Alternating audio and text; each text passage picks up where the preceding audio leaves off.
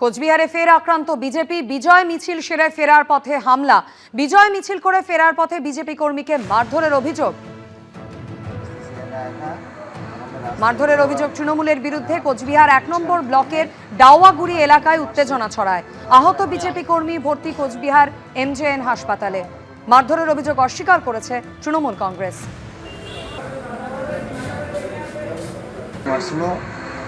আমি বাড়ি আসতেছি একা একা। তৃণমূল আক্রমণ করেছে এটা বিশ্বাসযোগ্য ঘটনা নয়, কারণ এই মুহূর্তে আমরা যতদূর খবর রাখছি তৃণমূল কংগ্রেসের যারা সক্রিয় কর্মী তাদের বেশিরভাগই হয় বাড়ির বাইরে, না হলে বাড়িতেই তারা রয়েছে।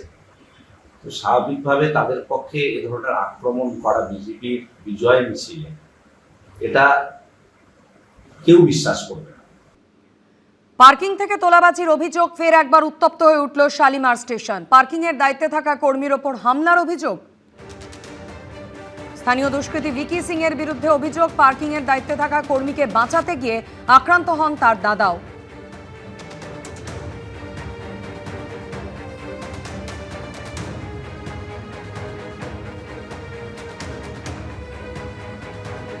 শালিমার স্টেশনে সিসি ফুটেজ আপনাদের সামনে রেখেছি।